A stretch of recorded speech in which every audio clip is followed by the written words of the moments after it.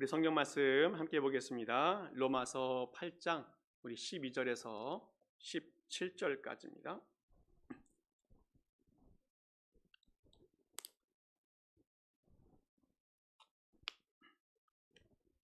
로마서 8장 12절에서 17절까지 우리 스크린도 보시고 성경 보시면서 교독하시면서 말씀 보겠습니다.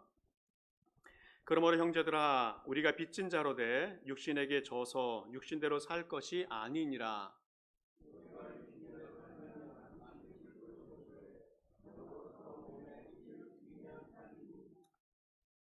무릇 하나님의 영으로 인도하심을 받은 사람은 곧 하나님의 아들이라.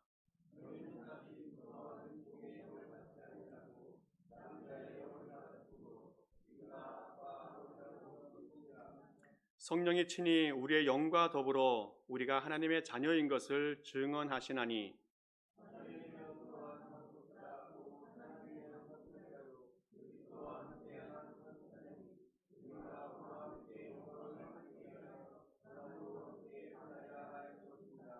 아멘. 지난주에 한국에서 전화 한 통이 왔는데 오랫동안 신앙생활을 함께 하다가 이제 한국으로 다시 역이민을 가신 그런 분입니다. 그분의 말씀에 의하면 방금 아버님이 돌아가셨습니다. 기도해 주세요 라고 하는 그런 메시지가 들려왔습니다. 하나님의 위로가 있도록 간절한 마음으로 그분을 위해서 기도를 해드렸어요. 오랫동안 함께 신앙생활했던 분이고 마음의 애착도 있었던 분입니다.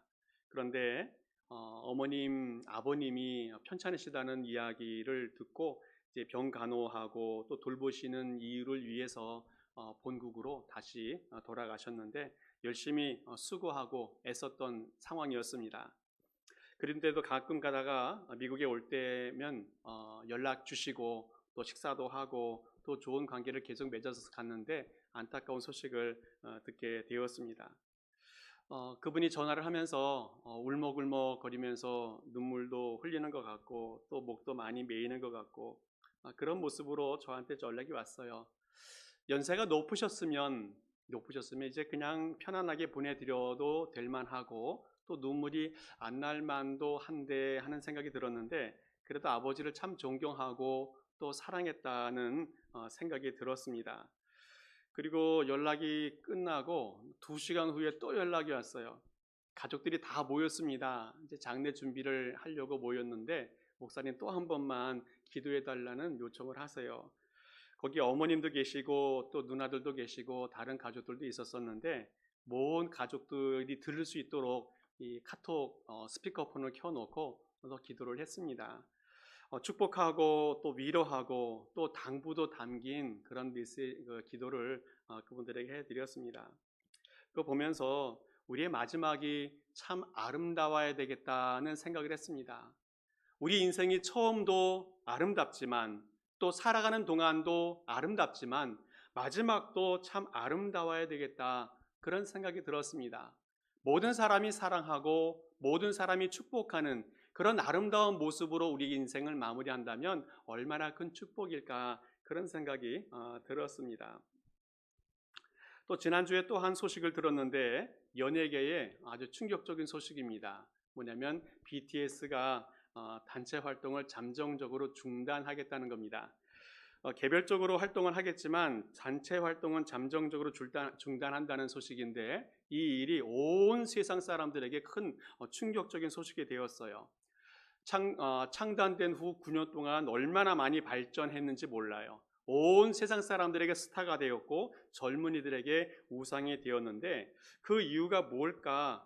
잠정적으로 이제 중단하는 이유가 뭘까? 여러 가지 추측들이 많이 나오는데 군대 문제가 아닌가 하는 생각도 들어져요. 그런데 그분들의 이야기를 직접 들어 하는 그 영상을 보았을 때에는 너무 열심히 살아왔기 때문에 지쳤다는 거예요. 쉼 없이 활동하는 가운데 마음과 몸이 지쳐졌다는 겁니다. 아직 젊은 사람들인데 24시간 그 사람들의 삶이 오픈되어져 있다 보니까 힘들었던 거예요. 그래서 잠시 단체 활동을 중단하겠다 그런 공포를 하게 되었습니다. 그러면서 제 마음속에는 어떤 생각이 들었는가 하면, 맞다, 이분들의 젊은 나이에 열심히 살았고 모든 사람에게 인기도 받았고 또 많은 성공도 하는데 너무 열심히 살아왔기 때문에 뭔가 재충전의 시간이 필요하겠다는 생각이 들었어요. 그러면서 제 마음속에는 자기 정체성을 다시 한번 찾는 기회가 되었으면 좋겠다 하는 생각이 들었습니다. 이제까지 얼마나 많은 사람들에게 인기가 있고 사랑을 받고 또 많은 활동을 했는데 여기서 멈추지 않냐고 제2의 BTS가 되기 위해서 자기 정체성을 찾고 새롭게 변화되면 좋겠다 하는 마음이 제게 있었어요. 그래서 이 사람들이 한국인의 위상을 정말 많이 높여 놓았는데 끊임없이 한국인의 위상과 자신들의 활동들을 잘 해가는 그런 사람이 되면 좋겠다 하는 생각이 들었습니다. 이렇게 사람들은 한평생을 살면서 여러 번의 인생에 전환점을 겪게 되어지는데 그 고비를 잘 넘기면 정말 어른이 됩니다. 대부분의 많은 사람들은 인생에 여러 번 고비를 겪게 되어지는데 가장 먼저 고비를 겪는 것이 이 사춘기 같아요. 아이에서 어른으로 자라가는 그런 과정을 이야기합니다. 몸은 부쩍부쩍 잘 자라서 성장했는데 마음이 아직 덜 자라서 이 마음과 몸이 이 갭이 생겨서 이 불안정한 상태를 이야기해요. 보통 중2 때 이제 절정에 이뤄서 중2병이라고도 이야기합니다. 그래서 이 나이 때는 아무도 건드리지 않는 그런 상태가 되어지는 것 같아요. 뭐 대처 방법은 운동도 열심히 하고 뭐 취미 생활도 하고 하면 좋겠다. 그런데 많은 어른들이 조언하는 것은 이때가 되면 남의 집 아이처럼 취급해라고 이야기해요. 그래야 갈등 없이 잘 이겨나갈 수 있다고 합니다. 그런데 제가 보기에는 이 시기 때 꼭 해야 될 과제가 있는데 그것은 자기 정체성을 확립하는 거예요.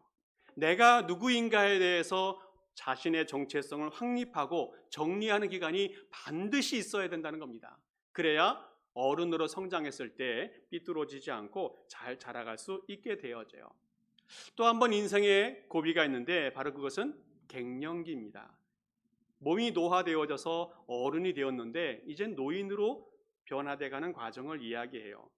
아직도 마음은 청춘 같은데 아직도 무슨 일이든 다 할 수 있을 것 같은데 몸이 말을 안 듣는 시기가 이제 갱년기 이후의 시기라고 말씀드릴 수 있겠습니다. 호르몬도 변화되어지고 또 심리적인 변화도 나타나게 되어져서 많이 혼란스러운 시기 같아요. 이 시기에도 잘 극복하기 위해서는 뭐 운동도 열심히 해라, 또 식습관도 잘 갖추어라, 긍정적인 사고를 가져라 그런 이야기도 합니다. 그런데 다시 말씀드리지만 이 시기에 반드시 해야 될 것이 뭐냐면 자기 정체성을 확립해 나가야 한다는 거예요. 어릴 때에서 어른이 될 때도 자기 정체성을 확립해야 되지만 어른이 되었을 때에도 다시 노인이 될 때에도 다시 자기 정체성을 확립하는 과정이 있어져야 된다는 겁니다. 이런 큰 변화의 시기, 아이에서 어른으로, 어른에서 노인으로 변화될 때 자기 정체성이 확립되어야 되는데 특별한 변화를 경험하는 사람들도 있어요. 바로 우리 같은 이민자들이 그렇습니다. 한국에서 미국으로 이민을 왔어요. 얼마나 환경이 많이 변화되는지 모릅니다. 또 어떤 분들은 한국에서 남미로 갔다가 또 다시 미국으로 넘어오니까 정말 세상이 많이 바뀌는 것을 경험하게 되어져요. 얼마나 많은 문화적인 충격을 받는지 모릅니다. 또 우리 신앙인들은 얼마나 큰 변화를 느끼는지 몰라요. 세상 사람에서 하나님의 사람으로, 세상의 자녀에서 하나님의 자녀로. 이것은요, 어떤 세상의 변화보다도 큰 변화를 경험하는 인생의 과정이라고 말씀드릴 수 있습니다. 너무너무 큰 충격이고 두려움이고 또 갈등의 요소가 많이 생길 수 있다는 거예요. 이렇게 여러 가지 변화의 과정 속에서 개인마다 대처하는 방법이 다르고 상황마다 대처하는 방법이 다르지만 공통적으로 꼭 거쳐야 될 과정이 있는데 바로 그것은 자기 정체성이라는 거예요. 내가 누구인가? 한국인이 이민을 왔을 때에도 내가 누구인가에 대해서 고민을 해야 되고, 또 그리스도인이 되었을 때에도 내가 누구인가에 대한 정체성을 확립해야 이 위기를 잘 넘어갈 수 있습니다. 시간만 지나면 사춘기도 잘 지나갈 수 있고 갱년기도 지나갈 수 있어요. 문제는 잘 지나가느냐, 잘 못 지나가느냐 차이가 나타난다는 거예요. 어떤 사람은 성숙한 성인이 될 수 있지만 어떤 사람은 미성숙한 성인으로 남게 될 수 있다는 겁니다. 그런데 더 큰 문제는 개인의 문제로 끝나지 않는다는 거예요. 이런 미성숙한 사람이 사회에 악영향을 미칠 수도 있고, 성숙한 성인이 되었을 때에는 사회에 좋은 영향력을 미칠 수 있게 되어진다는 겁니다. 종종 보면 뉴스나 주변에 사고 치는 사람들 보게 되어지는데, 그 사람들 보면 자신이 누구인지 그 정체성이 정립이 잘 안 된 경우가 많아요. 나도 모르고 상대방도 모르고 어떻게 살아가야 되는지도 잘 모르고 그냥 막 살다가 시간이 지나서 고비는 넘어갔는데 정리가 잘 안 된 상황이라는 겁니다. 교회 안에서도 사고 치는 사람들이 종종 있게 되어지는데, 그들이 누구인지, 자신이 누구인지, 하나님이 누구인지, 교회가 무엇인지, 어떻게 신앙생활을 해야 되는지 정리가 잘 안 된 경우가 사고 치는 사람들의 대부분이라는 겁니다. 우리가 교회를 다니면서 예수님을 믿어 하나님의 자녀가 되었고 또 구원은 받았는데 거기에서 만족하면 안 된다는 거예요. 거기에 머물러 버리면 안 된다는 겁니다. 이왕 예수님을 믿었다면 더 좋은 사람으로, 더 좋은 신앙으로 성장해 가야 한다는 거예요. 그래서 하나님에게 기쁨이 되어지고 다른 사람에게 유익이 되어지고 내 자신에게도 보람된 인생이 되어져야 된다는 겁니다. 그래서 신앙인들은 더 많이 배워야 되고 더 많이 훈련하면서 더 좋은 신앙인으로 자라가야 한다는 겁니다.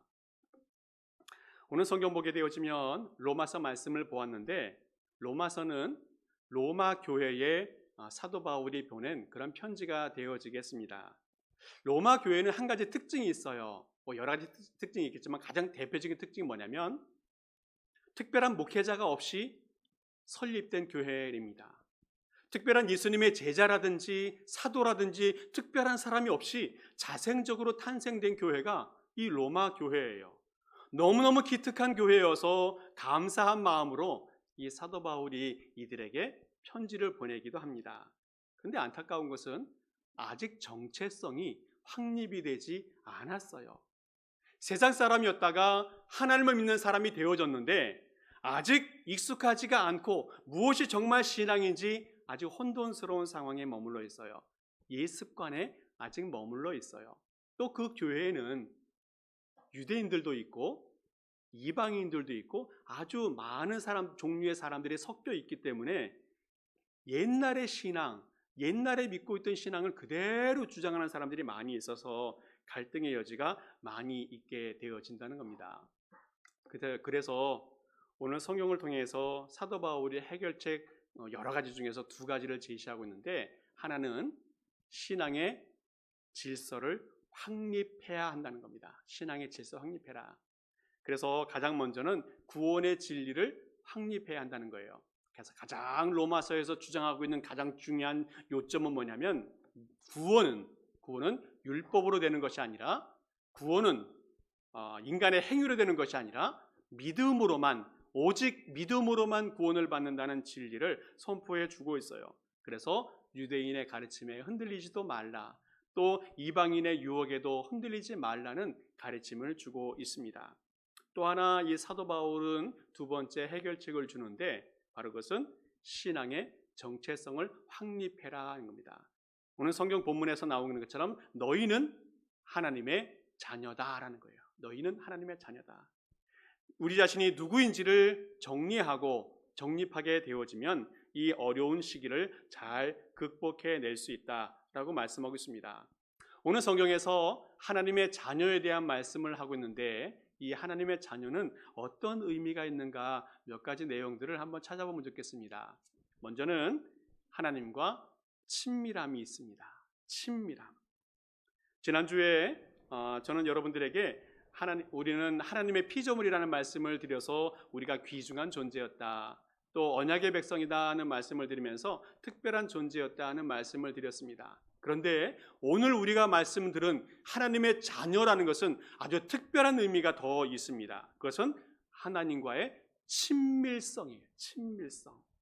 이 친밀성이라고 하는 것은 피조물이라든지 언약의 백성들 이것과는 비교할 수 없을 만큼 하나님과 가까운 사이라는 것을 말씀해 주고 있습니다.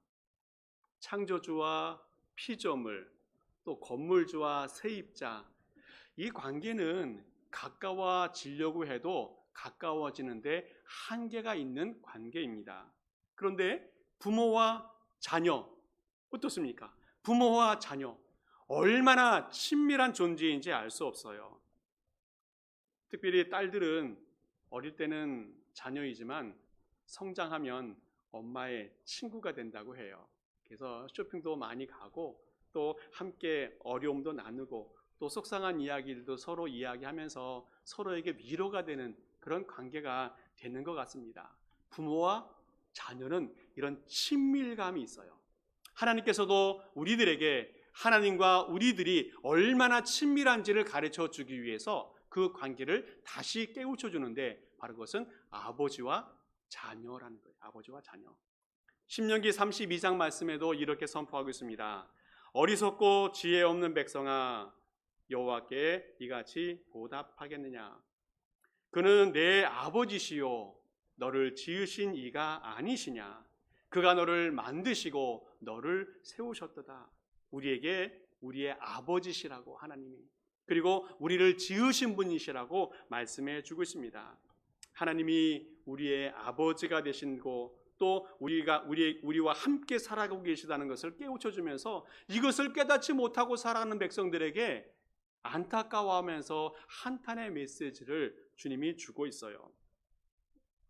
이스라엘 백성들은 하나님을 너무너무 두려워했어요. 무서워했어요. 그래서 성경에 보면 하나님을 경외한다는 말이 나오지 않습니까? 경외한다는 말, 이것은 두려움으로 섬긴다는 말씀이에요. 두려움으로 섬긴다. 하나님이 너무너무 두려운 분입니다. 너무너무 거룩한 분입니다. 하나님을 쳐다볼 수 없을 만큼 두려운 분이고 음성을 들을 수 없을 만큼 두려운 분이 우리 하나님이라고 생각하고 있었어요. 그러다 보니까 감히 하나님을 아버지라고 부르지 못하고 아도나이라고 하는 말로 불렀습니다. 이 아도나이라고 하는 말은 주님이라는 뜻입니다. 아무리 하나님이 너희는 나의 자녀다, 내가 너희의 아버지다고 말을 해도 이 자녀된 이 이스라엘 백성들이 하나님을 아버지라고 부르고 날마다 주님이라고 부르면서 멀리하고 있다는 거예요. 주인과 종, 이 관계는 아무리 가까워져도 가까워질 수 없는 그런 관계라는 겁니다. 어떤 친밀함은 느낄 수 없는 관계가 이 관계예요. 너무너무 안타까운 하나님의 그 외침이 오늘 성경에 나오고 있다는 겁니다. 하나님의 마음과 이 이스라엘 백성들의 마음이 너무 동떨어져 있다는 거예요. 이 조선시대 소설 보면 이 홍길동이 나오지 않습니까? 아마 대부분 읽어보셨거나 들어보셨을 텐데 이 홍길동이 왜 서럽고 천대를 받았습니까? 그것은 아버지를 아버지라고 부를 수 없었기 때문에 그래요. 종의 몸에서 탄생이 되어졌기 때문에 아버지가 양반이지만 아버지를 아버지라고 부를 수 없는 그런 상황에 처하게 되었어요. 이 홍길동이 그 주인집의 아들인 것은 나도 알고 그 분도 알고 또 그 종들도 알고 다른 주변 사람들도 다 알아요. 그런데 아버지를 아버지라고 부를 수 없는 한계가 그 안에 있다는 겁니다. 너무너무 안타까운 현실이에요. 그런데 오늘 성경에는 거꾸로예요. 거꾸로. 하나님은 너희를 내 자녀라 부르고 있는데 이 자녀들은 하나님을 자꾸 주님이라고 부르면서 관계를 멀리하고 있는 그 안타까움이 있어요. 하나님은 하나님의 백성 이스라엘 백성들에게 아버지라고 하는 가르침을 주십니다. 예수님도 주기도문을 통해서 하늘에 계신 우리 아버지라고 부르라고 가르쳐 주었어요. 또 사도 바울 선생님들도 고린도전서 8장 말씀에 우리에게는 한 아버지 곧 한 하나님 곧 아버지가 계시다라고 말씀하고 있습니다. 또 성령께서도 로마서 8장 말씀 속에 이렇게 말하고 있는데 새 번역에는 이렇게 표현하고 있어요. 여러분은 또다시 두려움에 빠뜨리는 종살이의 영을 받는 것이 아니라 자녀로 삼으시는 영을 받았습니다. 그래서 우리는 그 영으로 하나님을 아빠, 아버지라고 부릅니다. 하나님도 예수님도 또 믿음의 선배인 바울도 또 성령께서도 하나님이 우리 아버지인 것을 깨우쳐 주고 계시다는 겁니다. 이 깨우침을 꼭 믿고 우리가 하나님의 자녀인 것을 믿고 살아갈 수 있기를 축복합니다. 제가 이제 신학교를 졸업하고 전임 사역을 시작하는데 예배를 인도하면서 기도도 하고 또 찬양 인도도 하고 뭐 여러 가지 사역을 하고 있는 가운데 하루는 담임 목사님이 저를 부르세요. 장 목사, 장 전사, 일로 와봐. 내가 당신이 사역하고 있는 사역에 대한 여러 가지 모습을 보고 있는데 그 사역하는 가운데 이 말 속에 하나님을 항상 전능하신 하나님, 존귀하신 하나님 이런 이름은 부르고 있지만 아버지라고 하는 이름을 부르지 않고 있다는 것에 대해서 깨우침을 주셨어요. 전 몰랐습니다. 제가 하나님을 어떻게 생각하는지도 몰랐었고 사역할 때 어떻게 부르고 있는지도 무심코 사역을 해왔었는데 그것을 깨우쳐 주셨어요. 저는 그 이후에 하나님을 아버지라고 부를 수 있게 되어졌고 사역 속에도 그 이름을 부를 수 있게 되어졌습니다. 그 이후에 제 마음이 얼마나 편해졌는지 몰라요. 그리고 하나님과의 관계가 얼마나 더 친밀해졌는지 몰라요.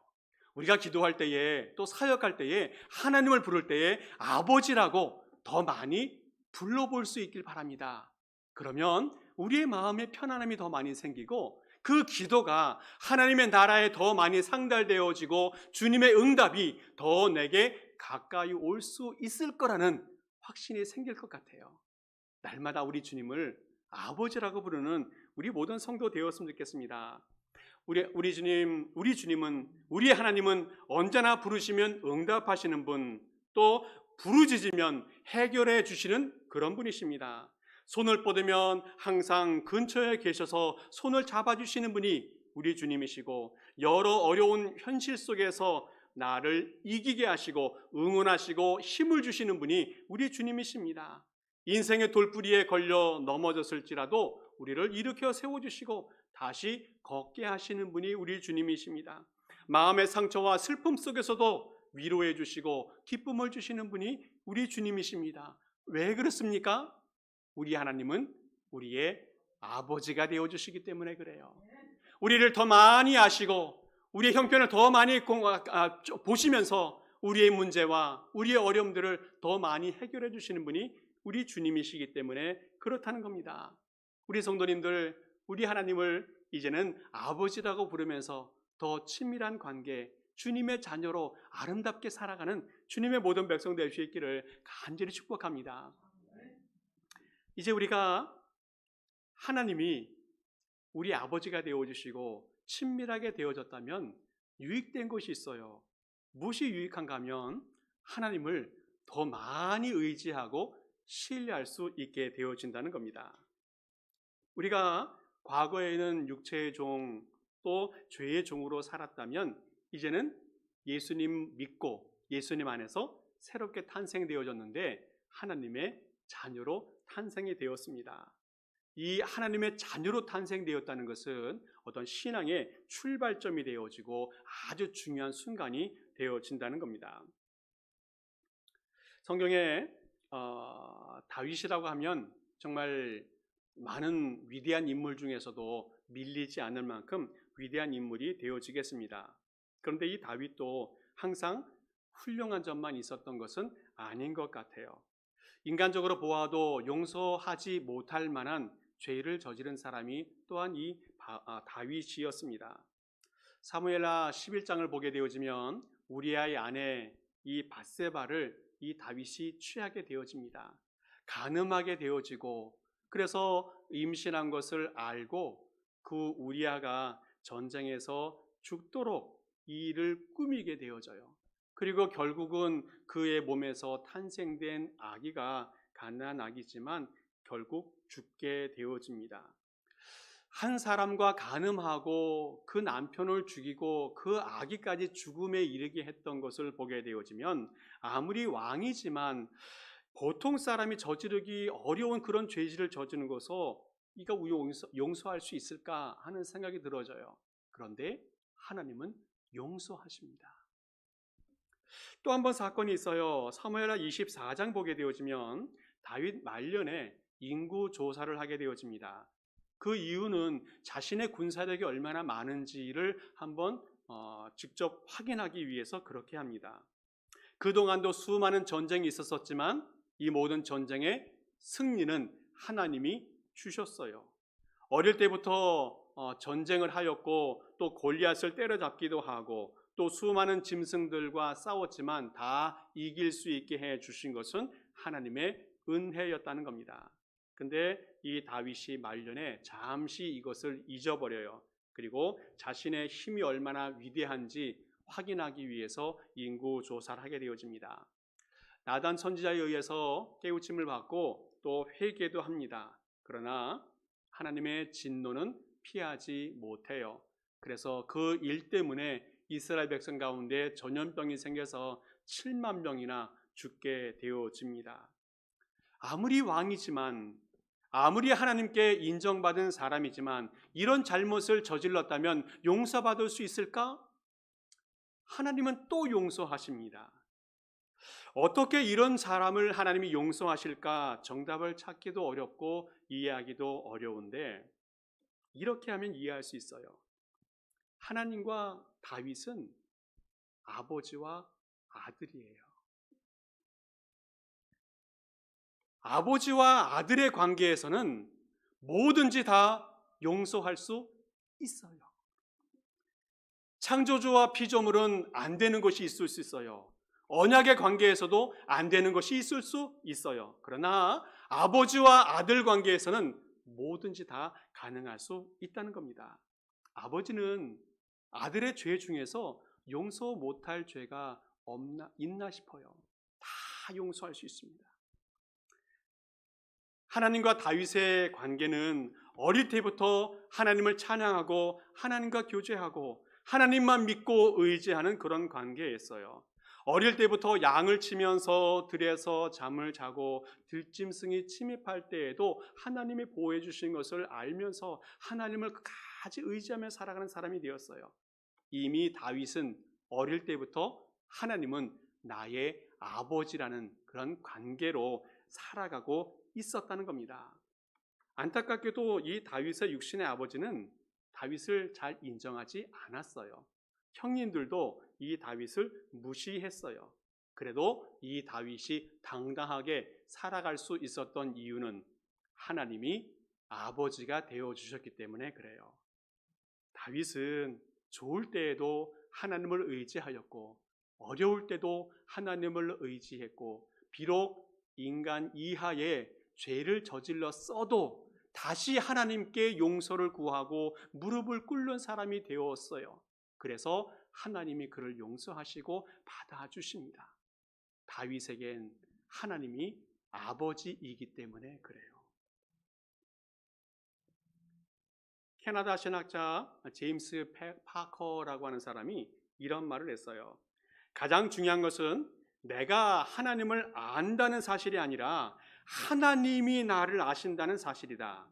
하나님께서 나의 모든 면의 죄악을 미리 다 알고 계심으로 나에 대해 어떠한 새로운 면을 발견하셔도 판멸에 빠지는 일이 없다는 것이다. 이 무슨 말씀인가 하면 하나님이 우리를 아시는데 어디까지 아시냐면 최악의 모습까지도 알고 계시다는 거예요. 내가 어떠한 죄를 저질렀는지, 내가 어떠한 인생을 살았는지 그 모습까지도 다 알고 최악을 알고 계시는 분이 우리 주님이셔서 더 최악을 발견해도 새롭지도 않고 환멸을 느끼지도 않는다는 거예요. 왜 그렇습니까? 하나님은 우리의 아버지가 되시기 때문에 그래요. 하나님은 우리의 아버지가 되어 주셔서 우리를 위해서 최선을 다해서 살아가셨어요. 우리에게 필요한 모든 것들을 공급해 주십니다. 선택하시고 사랑해 주시고 구원을 베풀어 주시고 어쩔 때는 하나님의 자존심까지도 다 내버리시면서 감정도 버리시면서 우리를 구원해 주셨던 분이 우리 하나님이시라는 거예요. 또한 아들 예수 그리스도까지 보내주셔서 최상의 사랑을 보여주셨던 분이 우리 하나님 아버지라는 겁니다.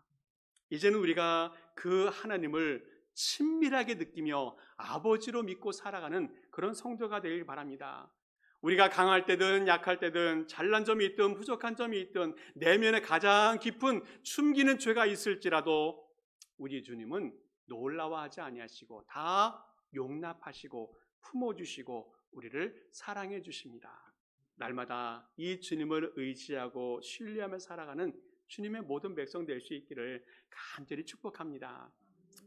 또 하나, 하나님이 아버지가 되시고 또 친밀하게 느낄 수 있다면 우리가 기도해야 돼요. 기도.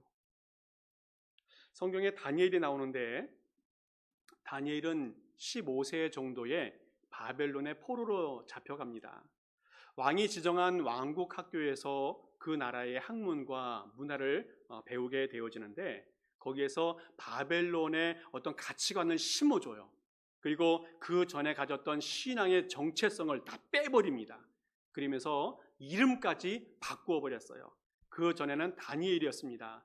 하나님은 나의 심판자 이런 이름이었는데 이름 바뀌어가지고 벨드사살이라는 이름 바꿔줘요. 그것은 바벨론의 신 벨이 왕을 지킨다는 의미로 바벨론의 신의 이름이 담겨있는 벨드사살이라고 하는 이름으로 바꿔버렸어요. 자신의 인생과 가치관, 이 신앙관, 이 모든 것이 다 파괴되어져 가는 그런 위기 속에 있는데 그럼에도 불구하고 이 다니엘은 바벨론, 메데, 페르시아 세 제국의 고위 관직으로 사역을 할 수가 있었어요. 얼마나 놀라운 사람인지 모릅니다. 그러다 보니까 주변에 많은 사람들로부터 시기함을 받아서 고난도 많고 시기도 많이 받았어요. 또 죽음의 위기까지 경험하게 되어집니다. 사자굴에도 들어가게 되어집니다.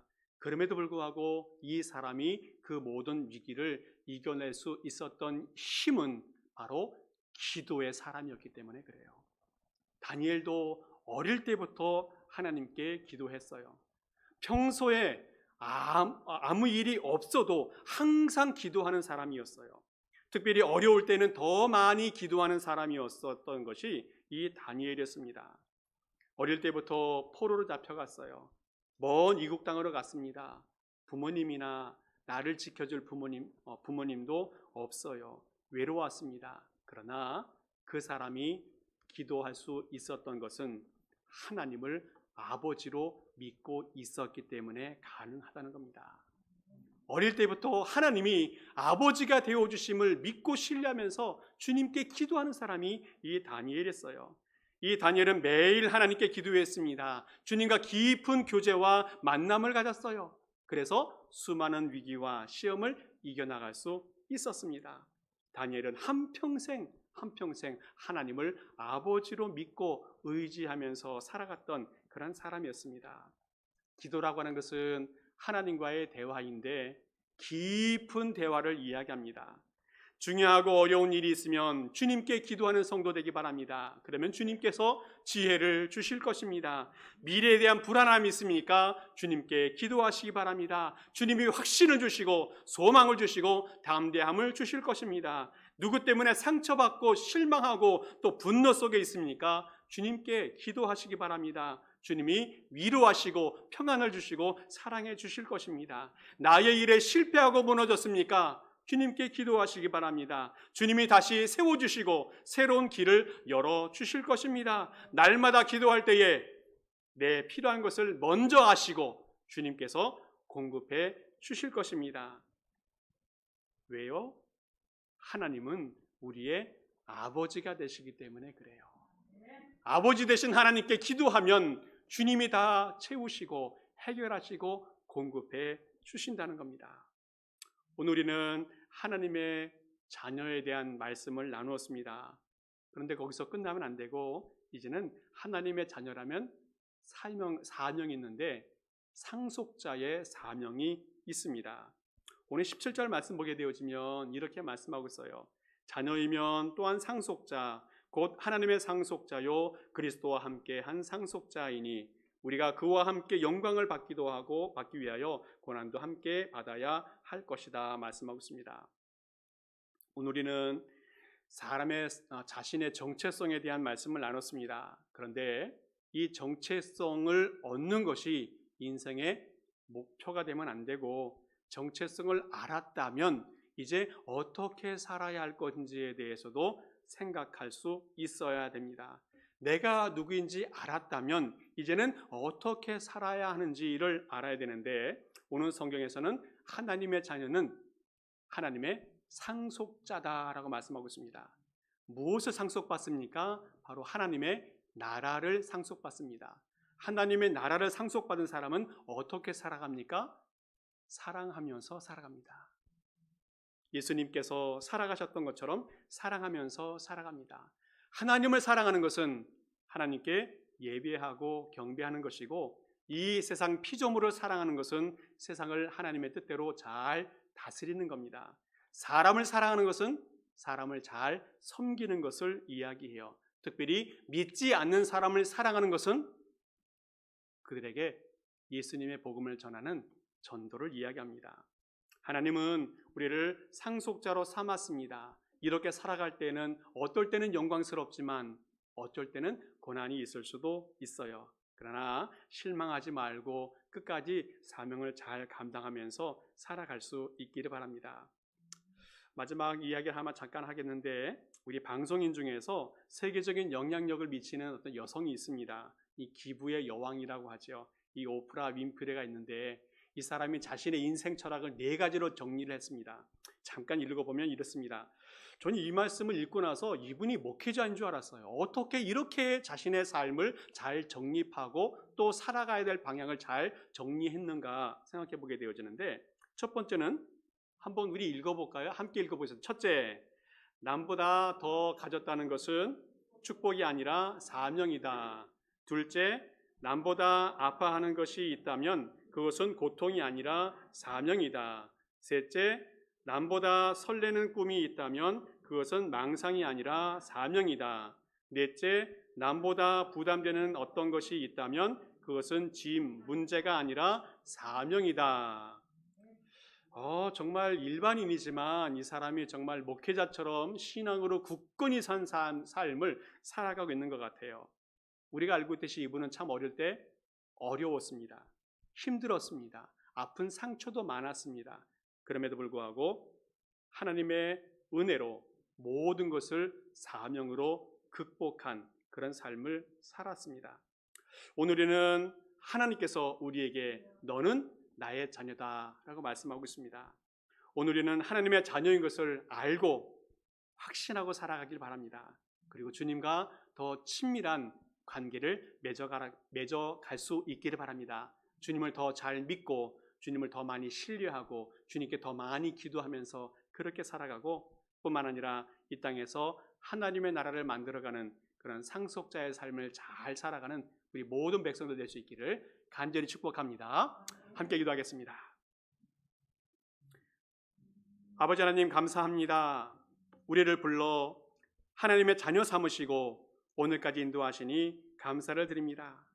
부족하지만 죄 많은 우리들이지만 사랑하시고 보호하시고 인도하시니 정말로 감사함을 드립니다. 이제 우리가 하나님의 자녀가 되었으니 이제는 주님과 깊은 영적인 교감을 갖게 하여 주옵소서. 주님을 더 잘 믿게 하시고 주님을 더 잘 신뢰하게 하시고 주님께 더 많이 기도하는 삶을 살아가도록 하나님 인도하여 주옵소서. 아버지 하나님 또한 이 세상 무엇보다도 세상에 눌리지 않게 하시고 이축되게 않게 하시고 날마다 하나님과 함께 살아가는 주님의 자녀가 되게 하옵소서. 또한 아버지 하나님 이 땅에 하나님의 나라를 만들어가는 사명도 주옵사오니 이 사명 잘 감당하는 주님의 자녀가 되게 하옵소서. 감사드리며 예수님의 이름으로 기도하옵나이다. 아멘.